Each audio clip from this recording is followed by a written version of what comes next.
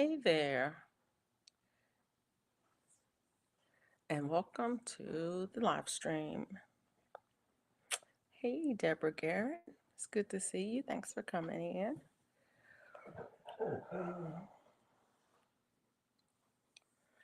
All the For everyone who's catching the replay, thank you so much for coming in. Don't forget to hit the thumbs up. How was your Monday? How is your February going?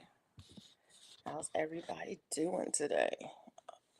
Excuse me, I forgot to take that out.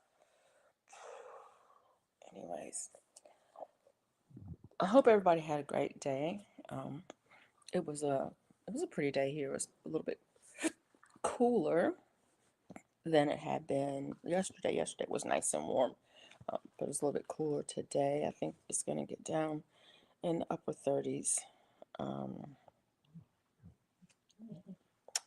here, and then tonight maybe. I think rain is coming in or something. I don't know. What am I saying? But yeah, it was. Yesterday was um, in the upper 60s. Today was in the mid 60s, and I think I'm supposed to get down to in the 30s Thursday. Yeah, Thursday. But yeah, it's around. Yeah, rain is coming tonight, tomorrow, and that's good. We need it. We definitely need the rain. It's been dry here. In fact, I had to water. I've been watering in the garden. Not a lot because it's been cool enough. Well, I mean, it was 80, but it's been cool enough, and we had some rain last week, so it wasn't too bad. But I did have to water a couple of days this week because I um, dropped some seeds, and yeah, needed to do that. But yeah, so yeah, tonight I want to talk a little bit about the garden, of course. It's always a garden talk with me, a little bit of a garden talk. Um, I got some seeds this week. I'm really excited about. Um, I had ordered some seeds and a few seeds from in my gardener, and I received some seeds that I won um, in a giveaway on Tampa's Creek's channel with my Renaissance grandma. So that was kind of cool. Um, but yeah, that's cool. So we're going to talk about the garden a little bit today and where we are with garden stuff, and talk about some goal setting, um, see where everybody is with that, and just hang out and chat. Nothing particular going on. I am not crocheting tonight, just haven't been in the mood to crochet. I've been doing a little bit of art here the last couple of days. I've been coloring. My son gave me a coloring book for Christmas, and I've been enjoying that. So I've been doing some of that in the last few days. Haven't been crocheting. I did start a pair of socks that I'm knitting. I need to get back to that here in a little while, but even that, I'm gonna wait for a minute. I don't know what Bella's doing over there, but I'll be getting back to that soon. But yeah, so I hope everybody's having a great day. Um, so in the garden, no ma'am. Anyway, so in the garden, what's going on in the garden? Um, to be honest, y'all, I'm behind as usual, as per normal. This time of year, for some reason, I just am moving slow, and so when um, I know there's things I need to be doing to get ready, for the garden, the spring season and everything. I know that there are things I ought to be doing. I have a list of things I need to do. Um, but for some reason, I just have a hard time getting motivated this time of year. And so I'm behind. I'm slow. We're about weeks out, 4 to 5 weeks out from our last frost date here. So I should have seeds started if I'm going to start seeds inside. There are some things that I can plant outside at this time. The only thing that I've got planted outside so far is peas, sweet peas. I think I planted 3 different varieties of sweet peas outside, and a lot. I'm one of those people who I don't follow the directions when it comes to planting peas. I just throw a packet. I open a packet and I put a handful out. I don't space them or nothing. I just throw them out and I push them down and cover them up because peas will grow just fine crowded. They will grow and produce just fine crowded. And I like a lot of peas, and so I plant a lot of them. But that's really the only thing that I've planted, and I really need to start a few other things that are cool season, that do well in the cool season. I do have some mustard greens. I still have mustard green, collard greens, cabbage, kale out there, and herbs. I've got herbs, got mint, mint, thyme, rosemary, um, yarrow, um, onions, chives out there too. But yeah, but I know I'm gonna get myself together and get going. The other thing that we need to be doing this time of year here is spraying your fruit trees. Um, let's see, the copper fungicide for diseases. So um, I gotta spray my peach and plums with that. And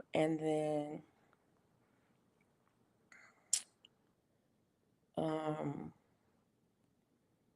then need to spray for the plum. Is it called the plum cuculio?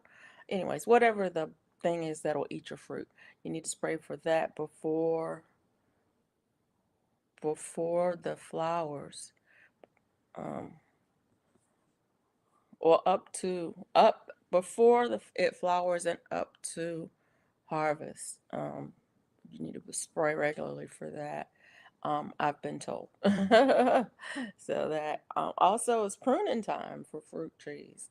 Hey Bridget, how are you? Just talking garden talk here. I hope you are doing well. Um, but yeah, it's also pruning time for fruit trees, and I am not an expert on pruning. So I would say go and do your homework on that. Hey, Zach, how are you? Did you go live this evening? I didn't get over there today because, well, I went to the grocery store. And so I've been putting away food for the last hour. But, and I went late. I was like there when they were giving the store will be closing in 15 minutes. Please make your last selections and head to the checkout. I was one of those people. But it was only like 3 people shopping. So that's when I go when I like to go when there's nobody else there because people sick. I don't want to get sick. I'm making bags. So I'll be listening. Oh, okay. Cool. Yeah. But yeah, it's for us here in the South, and actually it's probably a little bit late. Um, it's time to prune your fruit trees, and I've seen a couple of really good pruning videos um, on TikTok. The guy probably is on YouTube too, so I may, if I can find him. Hey, Warmstrong, how are you? And where are you? But if I can find him on YouTube, then I might put a link to his page and the this in this video in either the comments or the description box because he had some really good ideas about pruning like the first 5 years. Like so when you buy the tree, basically he's like when you buy it, if you go to one of the big box stores and you buy say an apple tree, don't bring that big old tall tree home, go ahead and prune it right there at the store to this length, this height right here, this height. He's like, you should prune it right here because you want to be able to have it to grow in a certain way so that you can reach the fruit and everything. And I was like, okay, cool. But anyways, I'll if I can I don't know if I can find it or not, but he had a few different ones for different trees: apples, cherries, pear, plum. I think he had one for grapes, muscadines, um, even blackberries, and the ones I think cherries. I think there's a cherry that you don't prune this time of year. You prune it later in the year.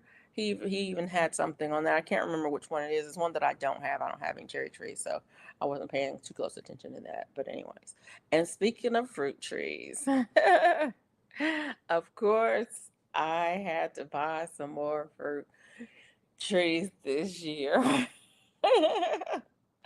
I um I bought another apple tree, so that makes a total of three apple trees I had. I had another one that died last year, so I wanted to replace that one, and I had I bought another tree.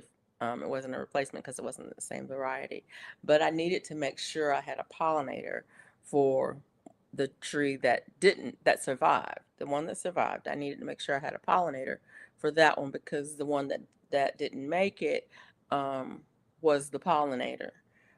So I have an Arkansas black apple, and I had a pollinator for that, and the pollinator died. And so I went ahead and ordered another tree. I forgot what kind I got actually. That is a pollinator for the Arkansas black. I made sure I got one that was a pollinator. And I also have another tree that I picked up at the big box store because the price was good. I think the one I picked up at the big box store was a Gala, I think. Um, it may be a pollinator for the Arkansas black, but it's not a definitely. They think they overlap in their flowering, but they're not kind of in sync. So it can be hit or miss depending on the tree. So I made sure I got one, and I forgot what variety that I got. But anyways, I do want one more apple tree, but I'm not sure if I'm gonna get it because I want one more, but I want one that I already have a pollinator for, but is a good eating apple. I like a tart and sweet, crisp apple, like the pink lady. Um, and I might get a pink lady, but I don't want to get it if I have to get another pollinator that for one that I don't already have. Um, so there's that. Um, but yeah, I got another apple tree, and I got four more blueberry bushes.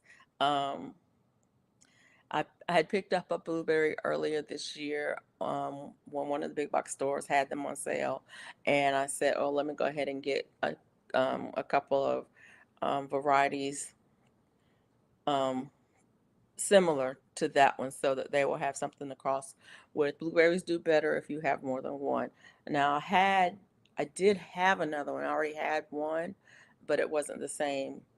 There's different kinds. So like there's high bush, and then there's low bush, and then there's rabbit eye, and there's all different kinds, but you need to make sure you get the right kinds together.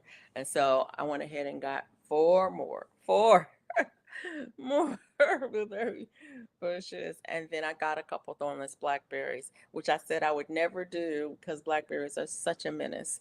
Because I do have blackberries. I have a blackberry that's wild. Actually, I have several blackberry um, canes that are um, growing around my property that have seeded in. The birds eat them. They drop the seeds. They seed in, and they are an absolute menace. It's hard. They're a weed. They're hard to control. They're hard to keep corralled in one area. They send their roots under and up, and so they're always popping up where you don't want them. And I said, oh, I'm never gonna get another one, but I went ahead and got another one anyway. These aren't the native ones. These are the a hybrid. They're thornless, and I love blackberries as much as they're a menace. I love them.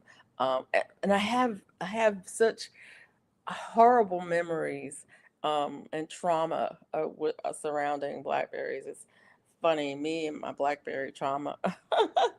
It's pretty funny.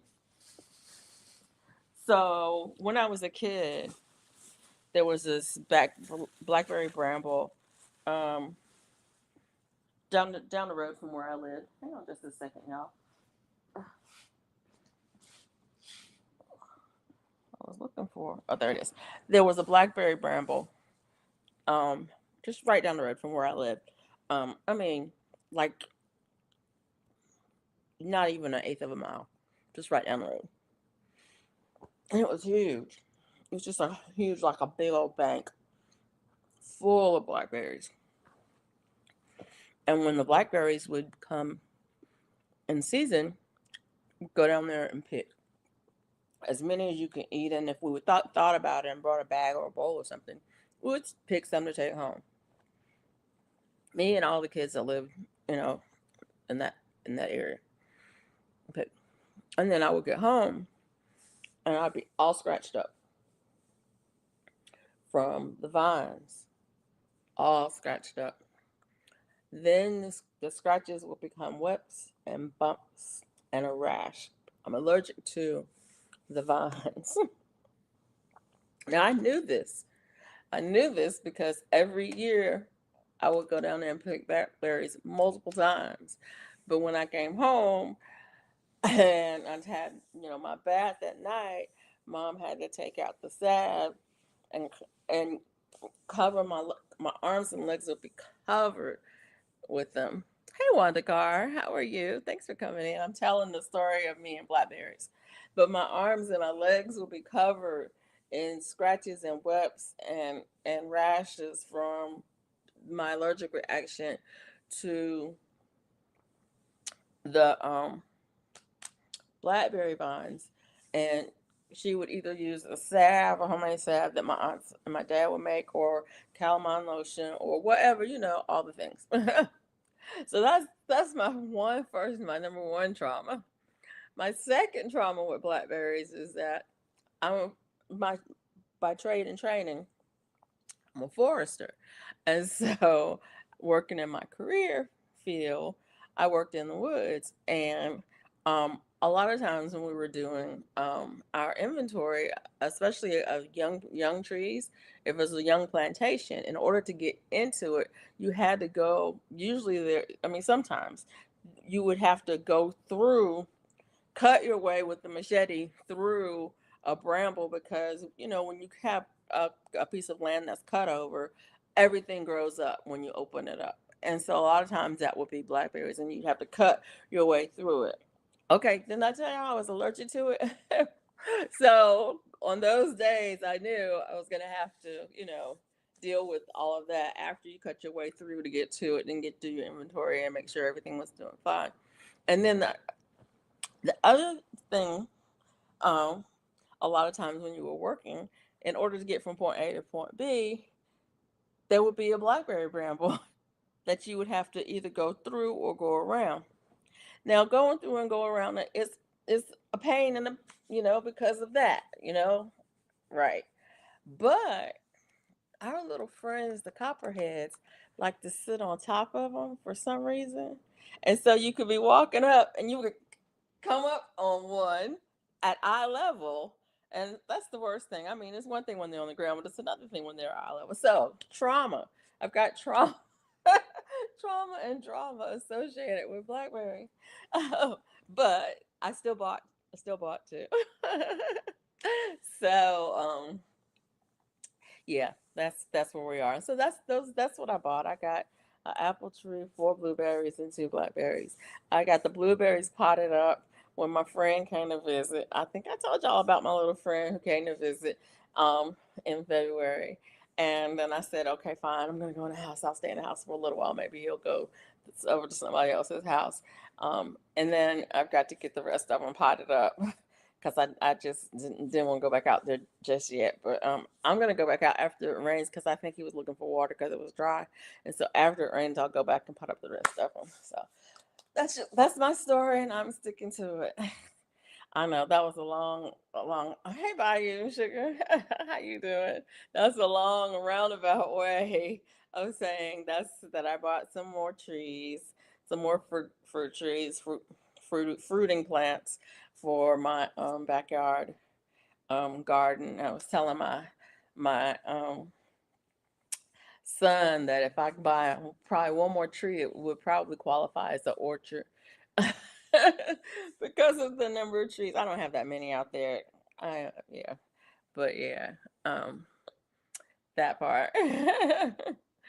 um, but yeah, so that's the garden talk. That's where I am. I'm behind.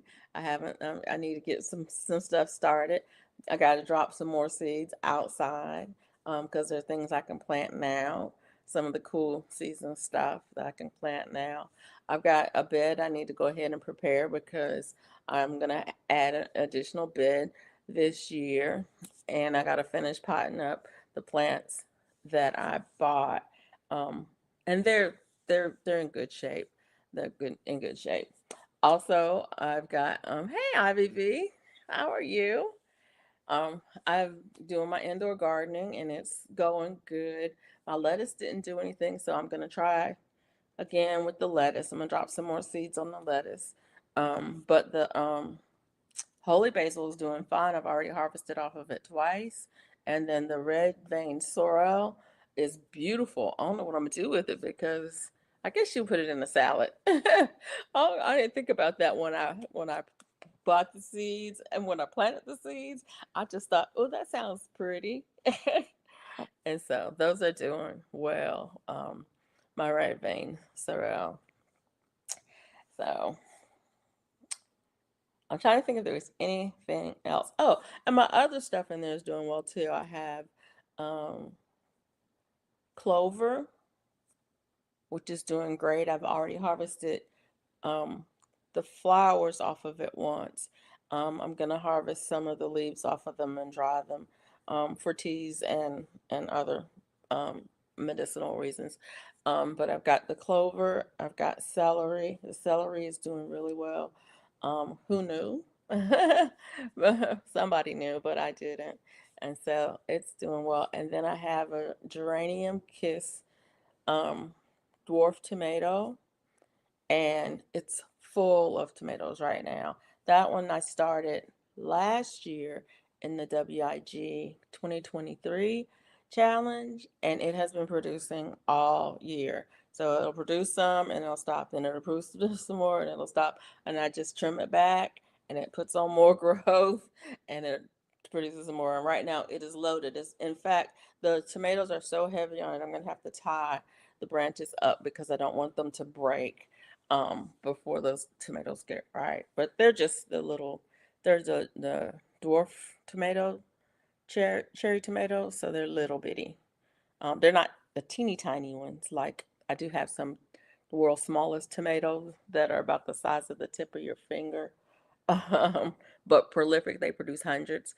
But these are a little bit bigger. They're probably about the size of a quarter. They're about the size of a quarter. But yeah. And so that's where we are with the whole gardening thing. Um, yeah. Trying to think if there's anything else garden related. I don't think so. Um, I was telling y'all that I had started a pair of socks. This is um crocheting. I still haven't finished that blanket, but I need to get it finished because I found a home for it. But I started a pair of socks. It looks like it's gonna be too big, but there it is right there. I do from the toe up. So that's the toe of the sock.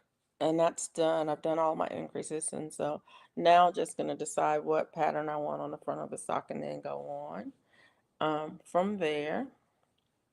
And this is a worsted weight, 4 weight yarn. And these are shoot, I forgot. I think it's a 3.5 millimeter DPNs,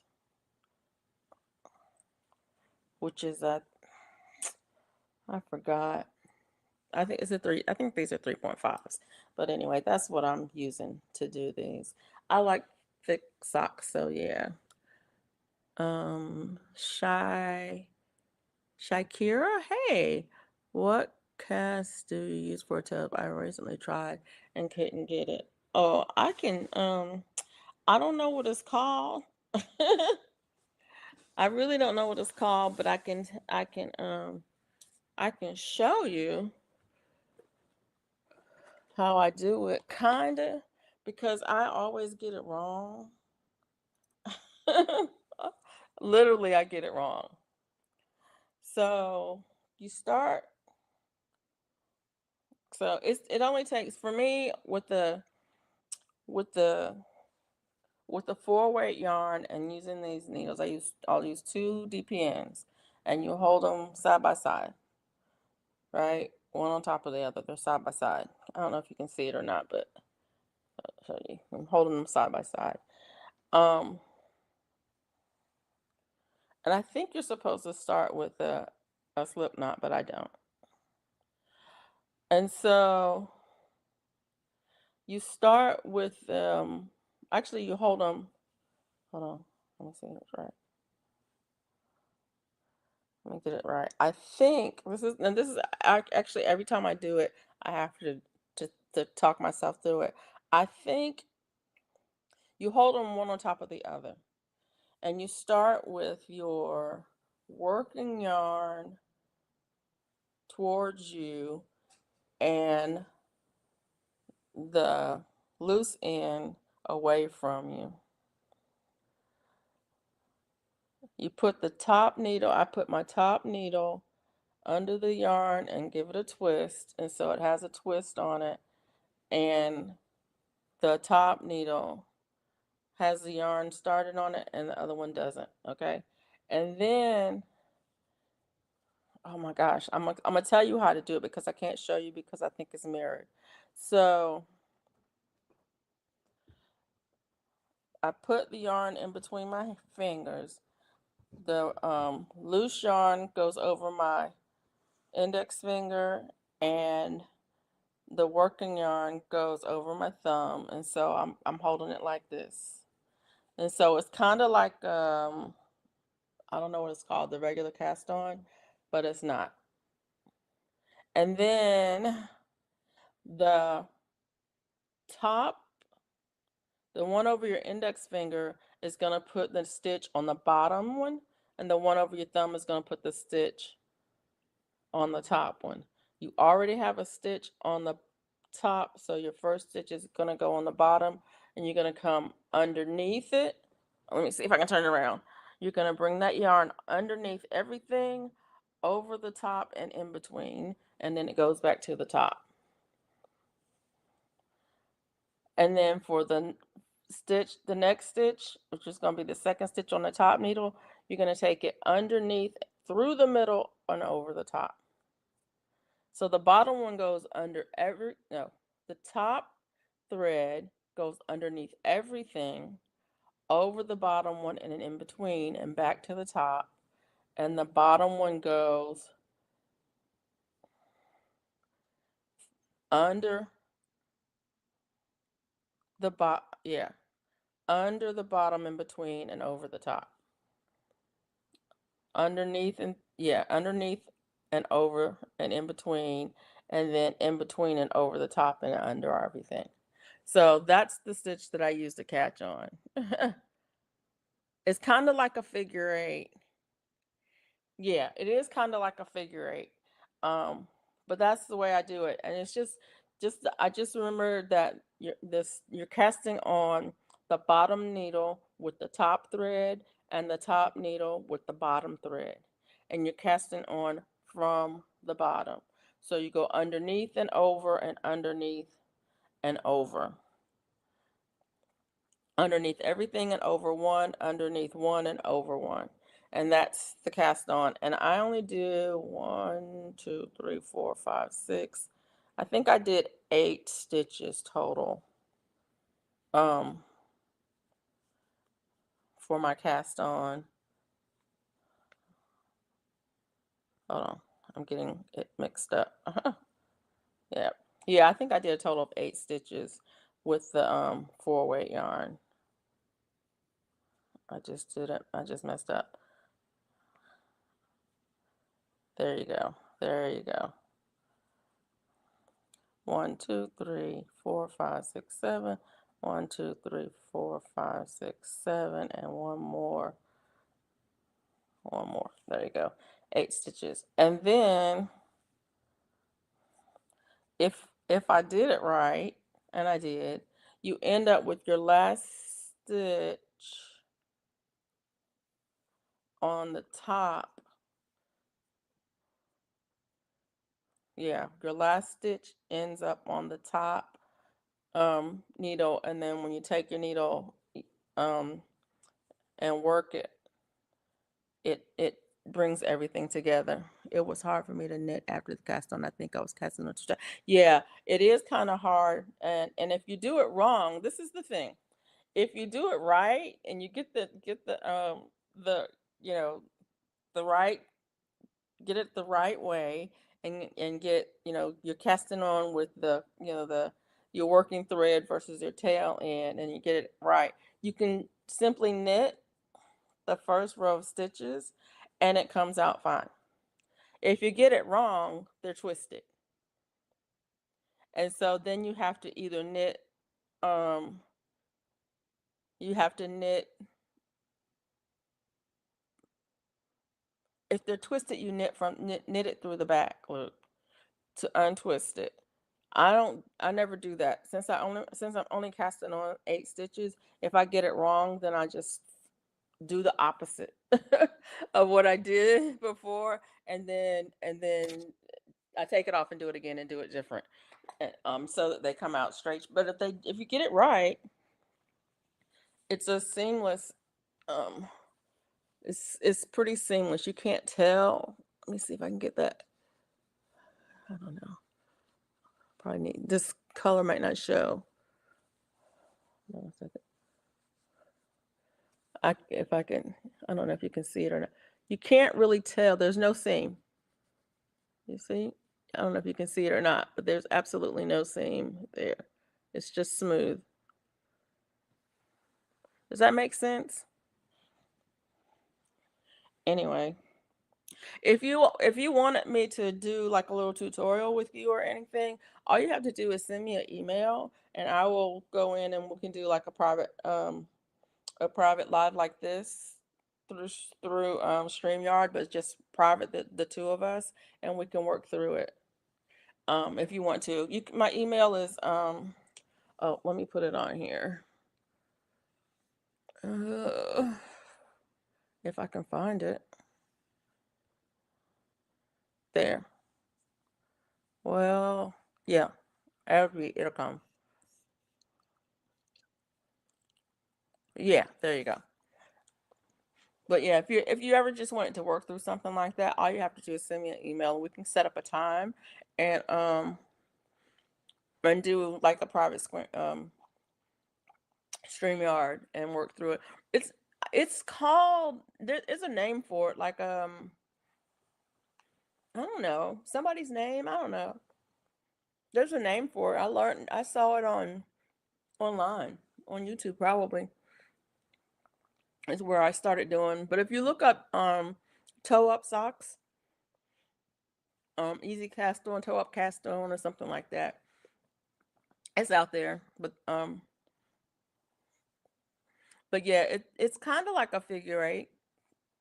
Yeah. But anyways, that's the cast on I use. I like to make socks in 4-weight yarn. They're thick and they're Judy's Magic. Yes, that's I think that's it. I think that's it. Judy's Magic cast on. That might not be it though, because I think with Judy's Magic cast on, I think it's twisted, and you have to untwist that first, the one on the bottom needle I think you have to untwist them. I think they're twisted the way she does it. And the way I do it, they're not twisted. And I think it's because of the placement of how do it. I think, see, you could, okay, first of all, there's 100 ways to cast on. Okay. And with that very same cast on, you could do it differently. Instead of going under everything and then over the bottom, you could do under one and then over. You know what I'm saying? You could do either under. You could do it a different way to get the stitches on. So, I think I did the Judy's Magic, and anyways, check that out. That might be it. I'm sorry.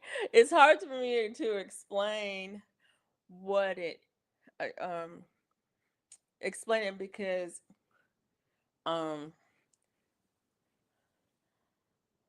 I don't think I'm actually following the directions. Yeah, I think I learned it from the Judy's Magic cast on when the first time I did it, and I think I've modified it since then because I had problems with it. Um with doing that first row of stitches. I think I've modified it since then to make it easier for me to do that first row of stitches. And yeah, yeah, that part. But then once you get the cast on, the first row is a knit row. Um, and then after that, you do your increases. And you increase every other row until you get the sock, the toe, the size you want it. And then you just knit until you come to the heel, and then you do whatever heel you want to do. I have a heel that I like to do. It has a gusset. It's a gusset heel, and I like it because I have big feet, and and so I like that heel. But if I'm doing socks for like kids, I don't use that one because it's a little bit complicated. I can do just turn a regular heel on it, and at least I used to could turn a regular heel on. I haven't done a regular heel in so long that I don't know if I can still do that. But yeah, and a lot of people do the afterthought heel. I've never done that. Um, but I want to try it only on socks for like kids. Because first of all, you can do socks for kids really quick, and it's a nice little gift. I remember doing some for my goddaughter. Um, and it's a nice little gift to do, a quick pair of socks, and and that afterthought heel would be nice um, for that, anyways. But thanks for the question. Um, but yeah, that's the last project that I've been working on, other than coloring. I've been coloring. I was looking to see if my coloring book was around here. My son gave me a coloring book for Christmas. It's Pokemon. And I'm loving it. I've done a couple of pictures in here. Here's one that I did. There, you can barely see it. It's a silver fox. She pretty. The funny thing about it is I am not a Pokemon fan. I've never played. I'm not into it. I mean, I know Pikachu when I see it. I know Pokemon Ball if I see it, but I'm not really a Pokemon fan. And, and so I have no idea what these things are supposed to look like. So I just color them the way I want to color them. And so far it's been fun. I was looking to see if there was another one in here that I had done. I don't see it. Oh yeah, here's one I did. That one. There you go. I don't think it's supposed to be purple, but that part.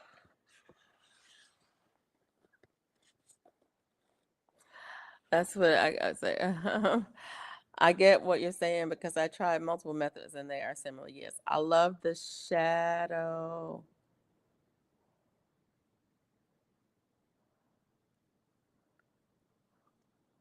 Shadow up heel. I don't know it. Yeah, I don't know that heel. The one that I do, I forget what it's called. I found it a few years ago, um, on a website. It's not a video, it's like a blog site. This lady's blog, and she was saying that she came up with this heel because she has big feet, and she needed, you know, that gusset. She needed the gusset in it so that the sock gets bigger as it goes around the heel. And I tried it. I loved it. I loved the way the sock fits, and so that's the one I use when I'm making socks for myself. I've never tried the shadow. Right, I have to write that down and look it up.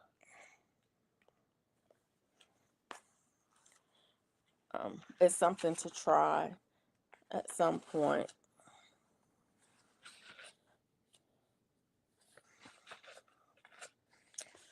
So yeah, I need to stop skipping pages in my journal. Business. Okay. So today is the 10th, right?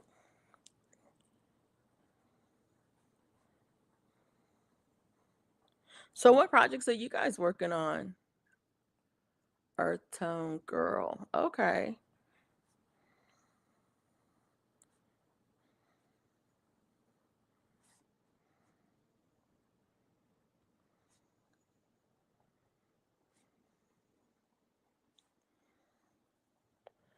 I don't know what the name of that heel is I used, but I love it. I love it. I love it. It's forever reaching for a book. Another book. I don't know if it's in here or not. It might be, but it might not be. This is my book of patterns that I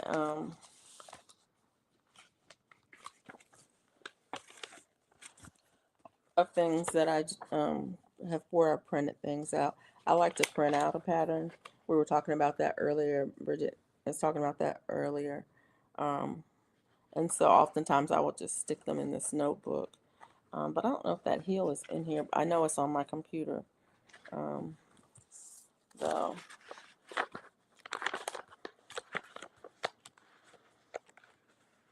uh-oh. Yeah.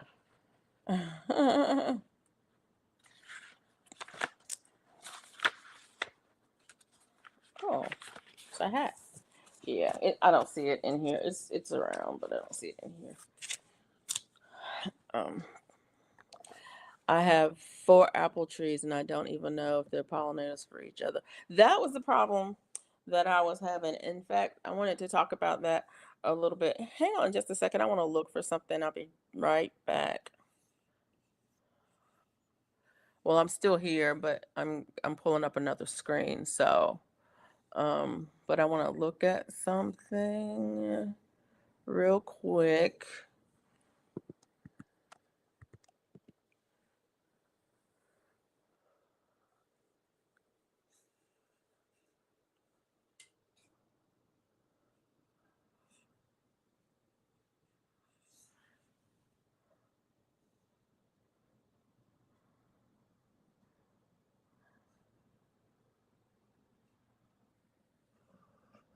Hold on, hold on, hold on, hold on. Ankle socks.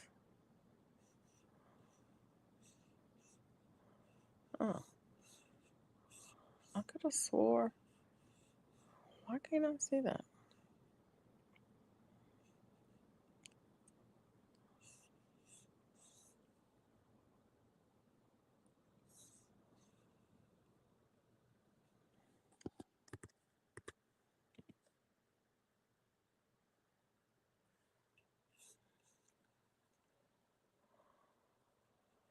Good morning, good morning. I don't see it. Okay, I don't see it. Documents.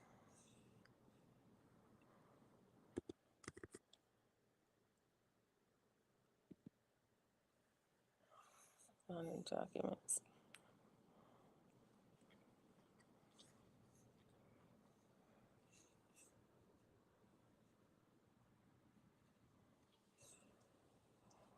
Okay. Anyways, I don't see it. I was looking real quick, but I don't see it. Um so yeah, that was one of the things I wanted to talk about. One of my friends who's not here, but she was talking about producing with a purpose this year when it came to gardening. And I thought it was a good I think it's a good idea. I think it's a good um concept. Um I think when people first start gardening, and I'm one of them. I shouldn't say I'm one of them because I've been gardening my whole life. But when you first start to stuff gardening, a lot of it is for fun. But at some point, um, it's like, okay, am I just gardening for fun, or am I gardening for am I garden, or is there another reason for it? And if it's just for fun, then it is just for fun. And part of the for fun part for me is growing something new and different every year, growing, one or two things that I haven't grown before, and growing a vegetable or fruit or something that I want to try to see if I can grow it. Um, and then part of it that is growing for fun is that there's certain things I'm not going to grow ever again. That I'm just not going to grow those ever again because for whatever reason it's just not for me. But like getting the fruit trees. Um, how am I going to say this? Um, that's what I was doing. It's like, and I agree. Shakira, right? Yeah, I agree. About getting the fruit trees. It makes if you're gonna grow something, if you have the room for it, it just makes sense to grow a fruit tree. You put in that one investment. Yeah, it might be a big investment for it, but you put in that one investment, and that fruit tree will give you food for years. Years. You know what I'm saying? At that point, it's a maintenance deal, and you can maintain it for precious little. I mean, water and a little fertilizer here and there, and you're golden. But are you though? Yeah, you are. Really, you are. But there is more to it than that. Depending on h- is it producing for you? You know, you had a tree for a couple of years. Is it producing for you? If it's not producing for you, why is it not producing for you? Is it in the right place? Is it getting the nutrients that it needs? Is it getting the sunlight that it needs? Is it getting the um, cold hours that it needs? Some fruits like cherries, for example, need so many hours of cold, or they just don't produce well. And so, if you don't know, you don't know. I have things out here that may or may not ever produce because I have some trees that I started from seed. Some things, when you start from seed, they won't produce a fruit because the seed just may not be one of those things. It may only produce when it's grafted onto something else because the root stock from that tree may not support, the fruiting habitat or whatever. And so that's one of the things that I've been doing this year is trying to learn more and more about what I have out there already. And what I found out is one, I wasn't pruning my muscadines right. And so my muscadines were not producing very much at all because I wasn't pruning them correctly. What can I do? Well, I could start over, but I've got pretty good rootstock out there, so maybe I don't have to start over. Maybe I should figure out where can I go from here. Well, where can I go from here? I can find out somebody who does know how to do this and learn from them, you know. And you can come on here, and there's a lot of people on YouTube who are talking about, growing this, that, and the other. who are just like me and you, who are, learning and sharing what we're learning. But there are also people out there who are doing this as a business, and their livelihood and their families are dependent on that business, who have a lot more expertise, who are willing to share that. Now, one of the people in this area who grows muscadines and sells them, they have a you pick orchard or vineyard where you can go and pick muscadines. They sell them to local businesses. They have a wholesale where they sell them to local businesses, and then they have retail where you can come and buy them already picked.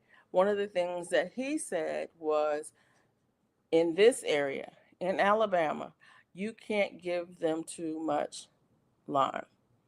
You can't give them too much calcium. So if you're not pouring it to them, then you need to go ahead and do more. I would have never known that. And because I don't know many growers who live here in this area of Alabama, I may not have picked it up from anybody on YouTube, because, there are people here, but are there people here growing muscadines? Now, there are people in Georgia who grow muscadines, but in Georgia, they have a different soil than we have here. And so it may not be the same case for them over in Georgia. And so that's one of the things that I'm doing this year, um, taking from Gina's with a purpose, is doing more growing with a purpose. And in order to do that, I need to know more. In order to know more, I need to educate myself. And so I'm doing a little bit more research into it. Like my apple trees, I specifically bought two apple trees when I bought my first two, that I knew one was the pollinator for the other. I knew I wanted the Arkansas black apple. I went to buy that one. When I bought it, I bought a pollinator the same time. The pollinator died. So this year, my goal was to replace the pollinator. Okay. Now, I did end up with another tree because it was on sale. And when I bought that one, I didn't know if it was a pollinator for the one I had or not. And I also didn't know if it needed a pollinator, but I got it anyway. And so now I have to figure out, does it need a pollinator? Do I have something that can serve as a pollinator for it? And, all of those things. And so that's one of the things I'm really looking into, is, being more purposeful about my purchases. And same thing with my garden. Now, I want to grow some new things every year, but I also want to grow enough of certain things that I don't have to buy them. I don't want to have to buy onions. I'm gonna have to grow a lot of onions to not have to buy onions, because I use a lot of onions. Okay? I use a lot of onions. And so I'm gonna have to really decide how much of my square footage in my garden am I gonna designate for growing onions, in order for me not to have to buy onions. You, you see what I'm saying? But right now, there's certain things out there that I'm like garlic. I don't have to buy garlic. I grow enough garlic to last me the whole year, and to give me garlic to plant for the next year. So I'm where I want to be with my garlic. I'm not there with my onions. And so that's what I want to get to with my onions. I want to get to a place where where I grow enough onions where I don't have to buy onions. And so that's one of my goals for this year, is to try to figure out how much space am I going to have to allocate to growing onions, so that I can have enough onions to not have to buy them. And there's certain other things like um, sweet potatoes. My sweet potatoes didn't do good last year. I only got two sweet potatoes, which is, I've never had that few. But I grew um, the orange ones, the yellow orange ones, or actually, I think they were Mississippi Reds. Um, but I don't really like to grow those. I prefer to grow the purple ones. So I got to make sure I can get the purple ones and get them in the ground, so I can have enough sweet potatoes um, to last me. And that's a lot because I like to grow them for me and for my dog. That's one of the vegetables that my dog can eat. And when I like to make some of her food. She's getting older, and I like to make some of her food, um, supplement her diet with some um, fresh foods. Sweet potatoes is one of those things that I want to grow for her. I have a friend who grows sweet potatoes just for her dogs. She makes all of her dog food, and she grows sweet potatoes just for them. And it's like, I can't believe you grow sweet potatoes just for your dog. But anyways, so I was gonna ask y'all, have you thought about that about your garden? It doesn't even matter with your garden or your craft, whatever. Have you thought about your purpose for this year? At the beginning of the year, during the first live stream, we were talking about some goal setting for the year, not resolutions because we don't do resolutions. I mean, I don't do resolutions, but you can. I mean, if that's what you want to do. But we talked about at the beginning of the year, um, what kind of goals um, do you have for this year for yourself? Um, what steps do you need to take to make those goals happen? And um, what's standing in the way of you getting those things accomplished? So those were some of the questions that we asked. I'm trying to find the page. Hold on, y'all.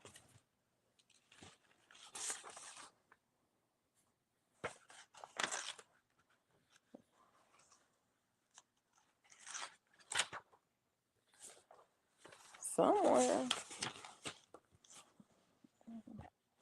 Okay, this is the page.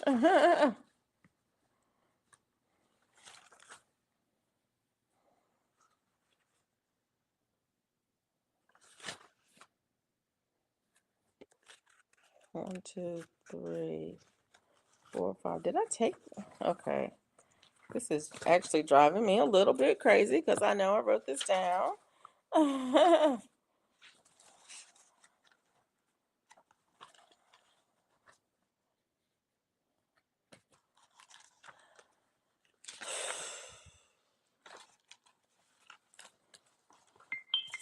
Anyways, so my question is, um, where are you? Um, this is a check-in for everybody. Where are you on the things that you said you wanted to get accomplished accomplished for the year? Um, I think some people picked a word. Um, some people picked a word for the year. I think mine was flexibility or flex. Flex. Was it flex or was it no flexible? Something like that.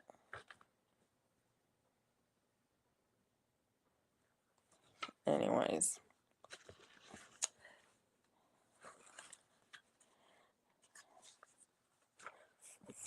flex or something like that. I think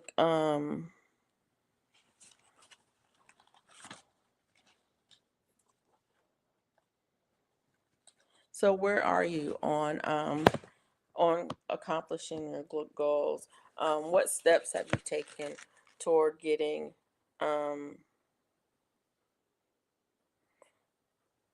yeah, fluidity and flexibility were the words that I chose. So what things have you done toward getting those things accomplished that you want to get accomplished? I know one of the things I said that I was not doing this year is traveling as much. I traveled quite a bit last year, and um,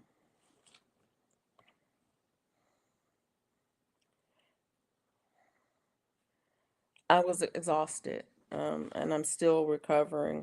from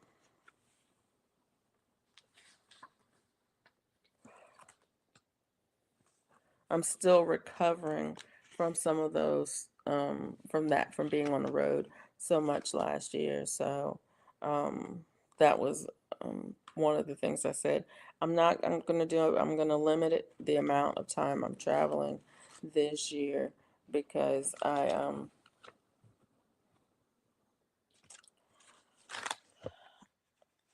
need to conserve my energy a little bit more.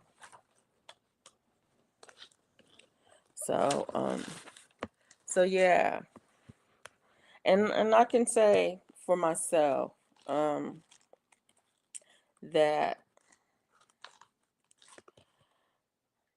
I'm working toward some,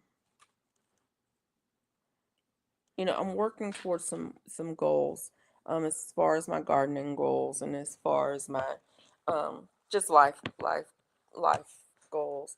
I'm working toward them, and I've done some things to accomplish. I've made some steps to accomplish them, but I've also done some reevaluation on, you know, is this something that I really want to do?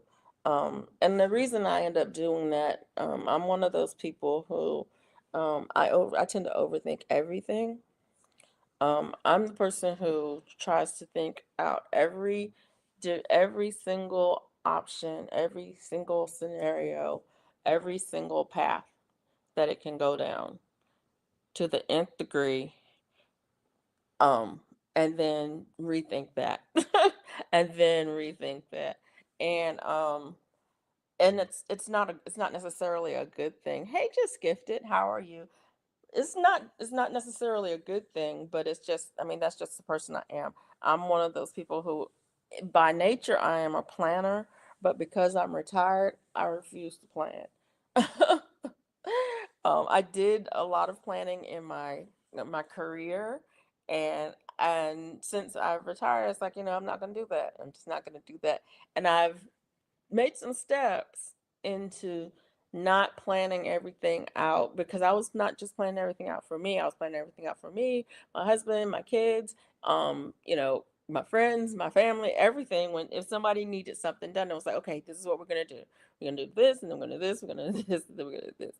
And I was that go-to person for when people were like, okay, what are we gonna do? And they would come to me and like, what are we gonna do? And I'm like, why are you coming to me? And they're like, I don't know what to do. And it's like, okay, fine, here's this is what we're gonna do. And I would plan stuff. And I'm that person. I'm gonna plan it out. I'm gonna give you an agenda, and I'm gonna give you an index, and I'm gonna color code it, and I'm gonna alphabetize it, and I'm gonna put it in numerical order, and all of the things when it comes to it, so everybody knows every step. And then I'll be mad about it when you don't follow it. And so when I retired, I said I'm just not doing that anymore. I'm not doing that anymore. And so when it comes to the goals that I have, I'm rambling, y'all. I'm sorry, but when it comes to the goals that I have, one of the things that I do is I revisit. Do I really want to do that? Is that something that I'm really interested in? One of the things that I'm absolutely going to do is garden. That's one of the things I'm absolutely going to do is garden. Another thing that I'm absolutely going to do is whatever I decide to do today. I am absolutely going to do whatever it is I decide to do today. And so if today I get up and say, oh, you know what? It would be nice if I did so and so. That's what I'm going to do, because I didn't have the opportunity to do that most of my life. Most of my life, I had to do A, B, C, D. I had to do these things, because if I didn't do those things, then all this other stuff wouldn't get done. Well, now I don't have to. I'm not going to commit to doing anything that's going to keep me from doing what I want to do today. And so that's where I'm reevaluating the goals that I set for myself, the things that I want to do, and looking at what's standing in the way of me getting them accomplished. One of the um, things that I'm not doing well on is sleep and healthy eating. And I'm asking myself, why? Why am I not doing well on those? And not only am I asking myself, I'm making appointments with my therapist and I'm talking to my therapist about it. I'm making appointments with my doctor, getting my blood work done to make sure everything is going all right because I need to make sure that there's nothing physically wrong with me that's keeping me from meeting those goals, that's keeping me from doing the things that I want to do. So I'm eliminating things and finding out where I'm going with that. And so my question for you is, and I'm not asking you to for you to answer me. I'm asking you for you to think about it for yourself. Is what is standing in the way of you accomplishing the things that you want to accomplish? And what are you going to do it?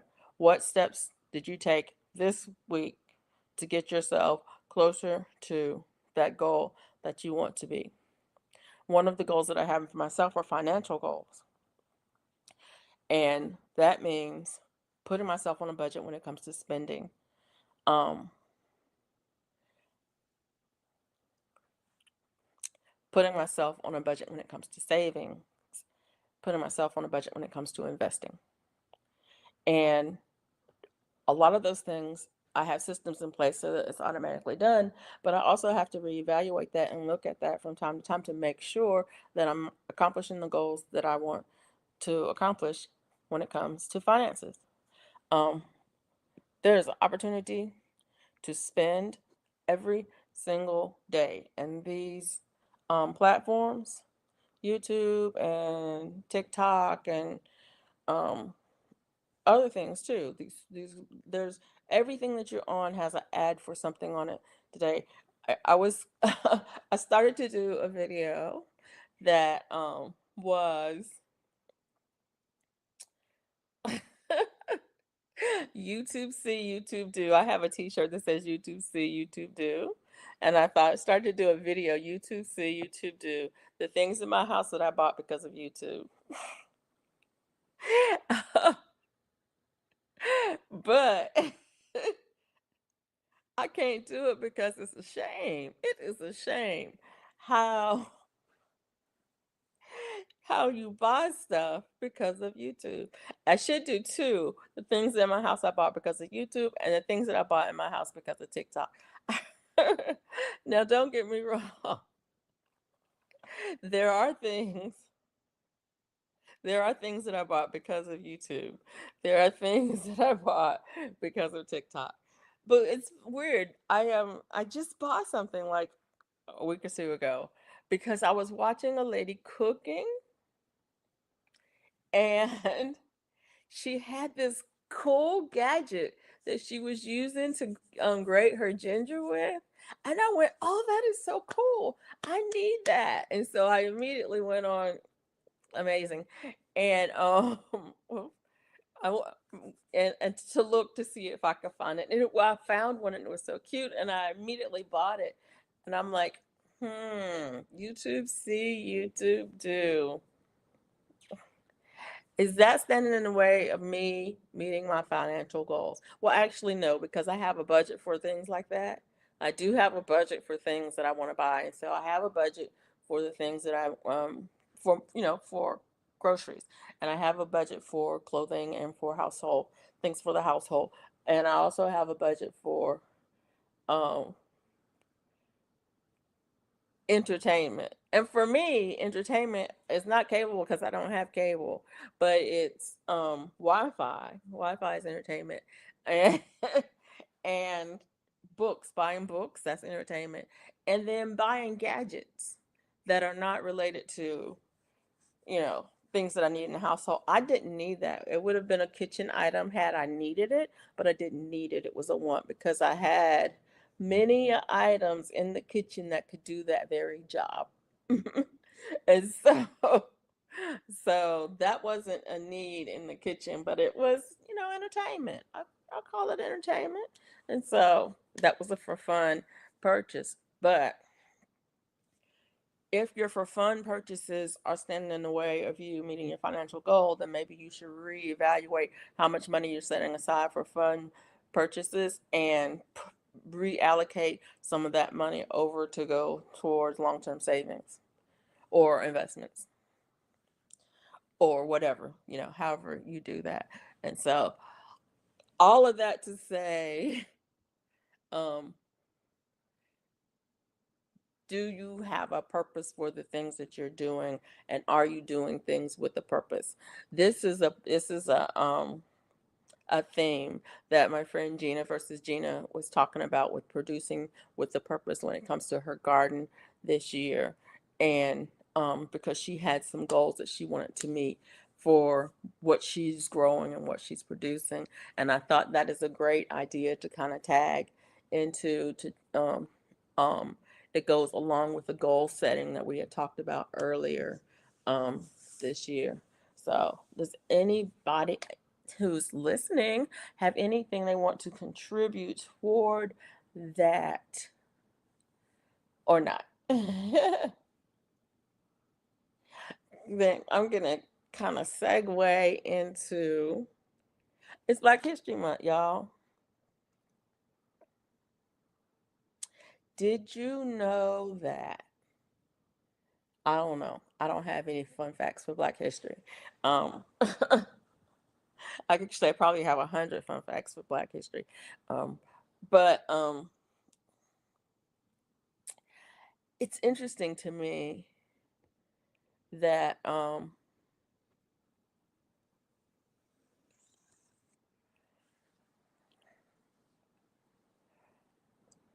I guess because I don't watch the news and I'm not in the workforce anymore, um, I don't see a lot of the rhetoric that's out there about whatever's going on in the world. I just don't see a lot of the rhetoric, unless I go like on TikTok. Excuse me. And some of it comes in my feed, but even there, I don't see a lot of it. It's just not in my feed. I just don't follow people who do that kind of stuff because that kind of thing um, can be very divisive. Um, but it doesn't have to be. Um, I think one of the things um, about Black History Month for me um, has always been, hey, Drini, how are you? For me, it has always been, um, I always wondered, why is it so, no, how?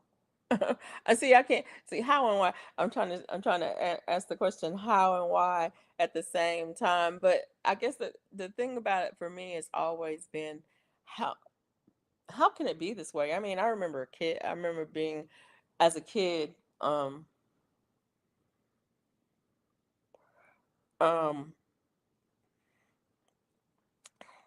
it's like my son walking in the house and looking at the pictures on the wall and saying, "Where's me, mommy?"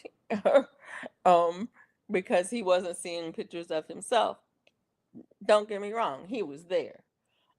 And so I had to say, "Well, there you are, right there, baby, and there you are, right there, and there you are, right there." Um, and it just seemed to him that his brother's pictures were more prominent than his pictures were, and so I had to step back and take a look and make sure, like, are both my kids equally represented? Not, is one represented more than others? Well, yeah, of course, because anybody out here who has parents know when you have that first kid, you have a lot of time and you take miles and miles of photos of that kid. When you have the second kid, you don't have near as much time. And sometimes you don't have as many photos.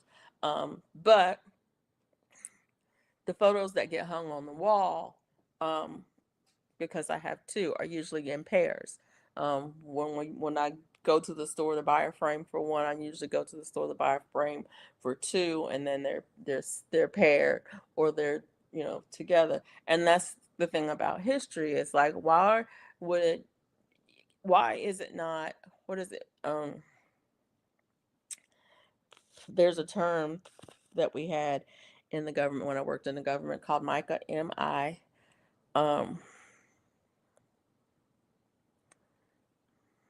I think it's MICA.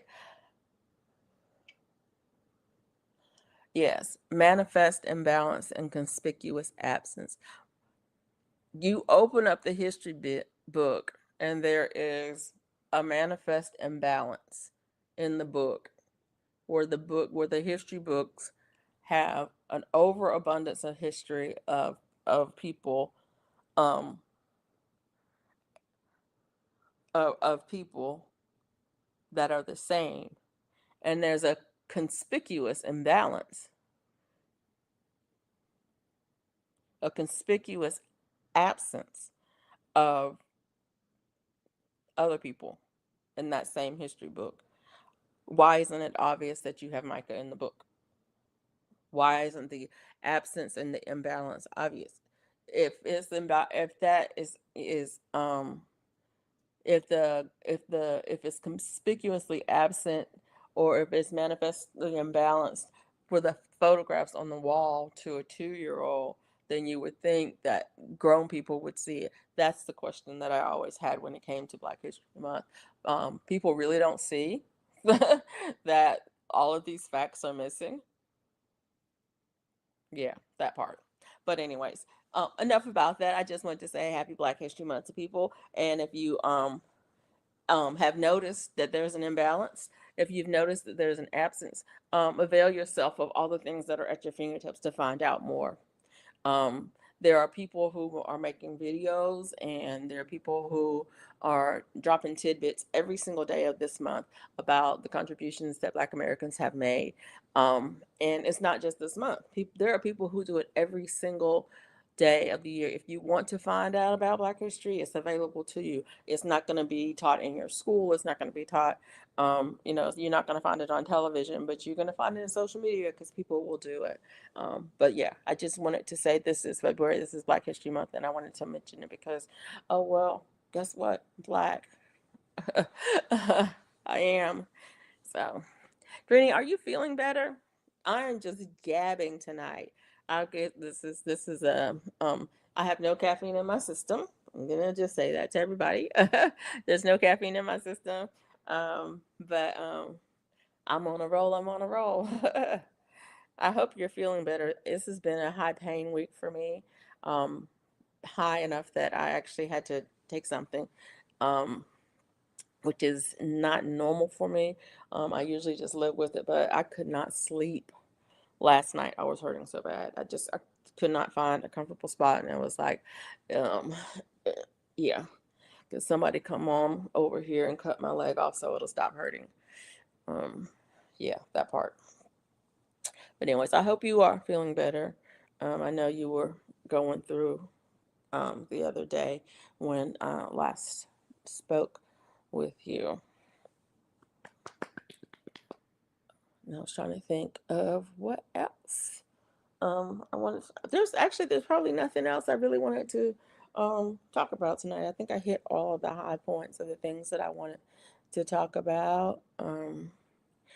Y'all should expect at least a one video, long video, from me this week, and a couple of shorts. I do have a couple of harvests that probably gonna do some shorts on, and then some work in the garden that I'm gonna be doing some work on um,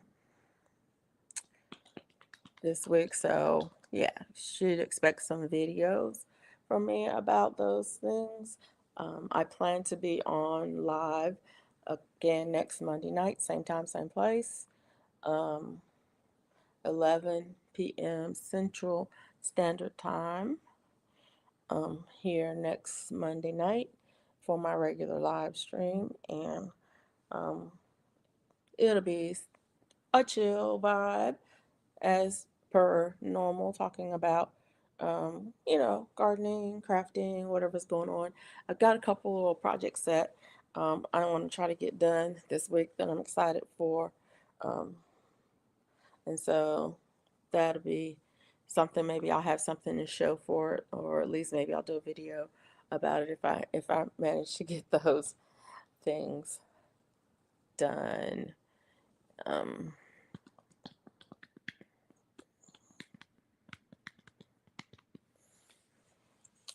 let's see what's doing And I don't know if I can do this or not.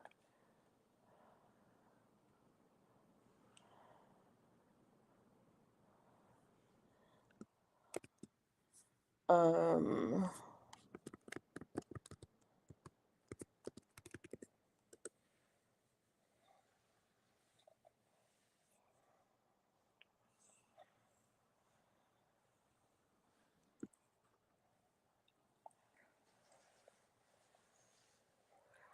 I don't know if Nightbot is still working. Yes, Nightbot is working.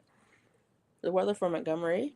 Conditions are cloudy with a temperature of 58. Ooh. The conditions are cloudy with a temperature of 58 degrees Fahrenheit. The wind is blowing from the east at 2 miles per hour, and the current humidity is 71%. It actually feels really nice out. I went out to the grocery store earlier, well, earlier tonight, around 8:30 to the grocery store, and so it was really nice out. And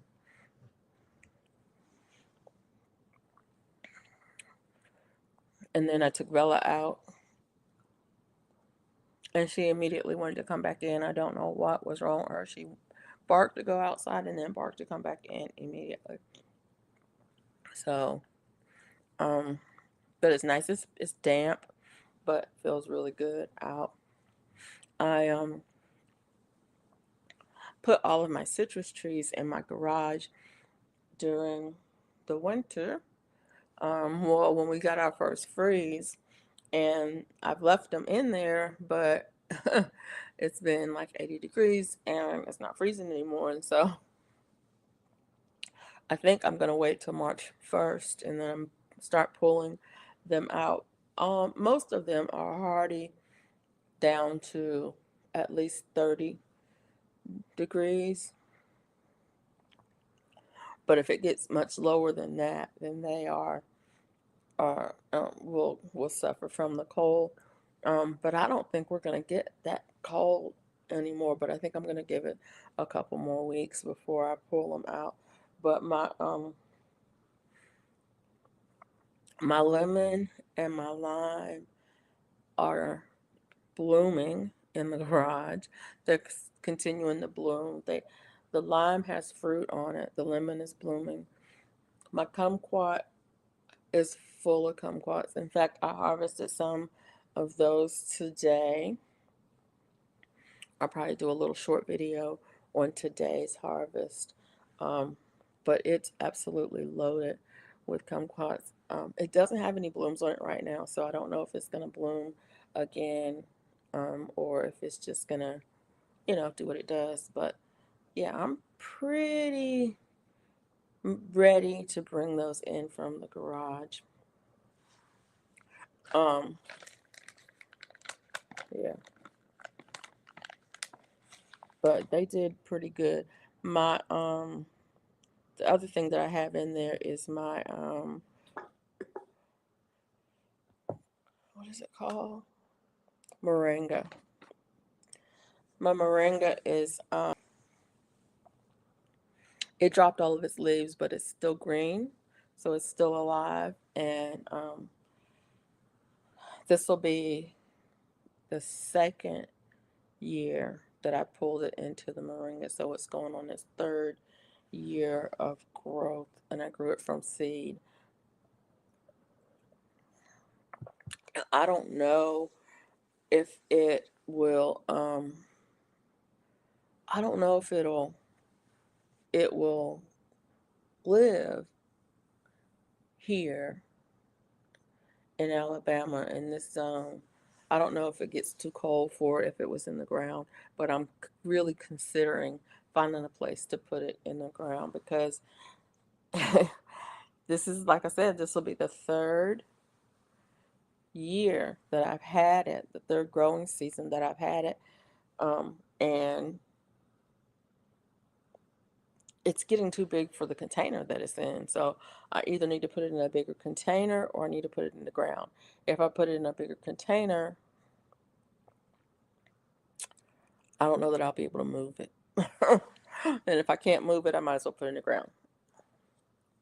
So I'll be looking for a spot for it to see.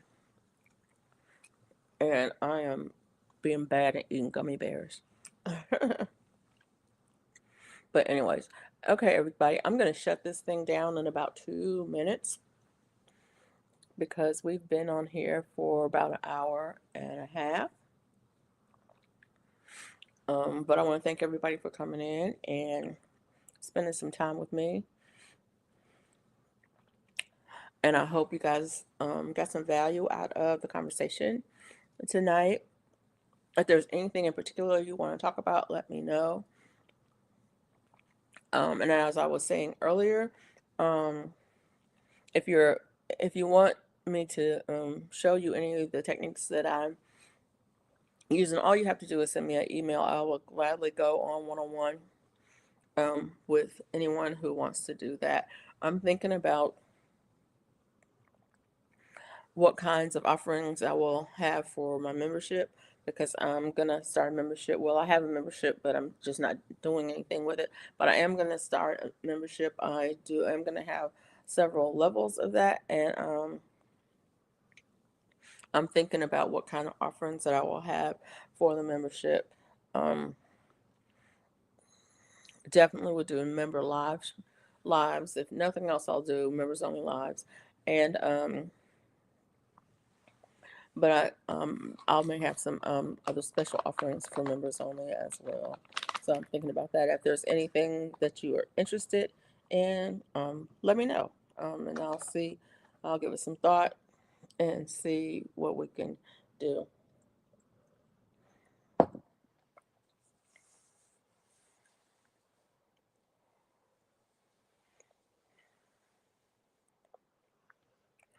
And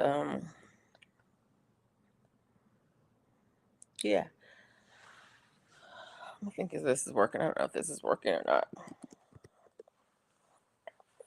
I keep trying to check Nightbot. I'm not sure what is in what if Nightbot is still working correctly. Okay, that's not working.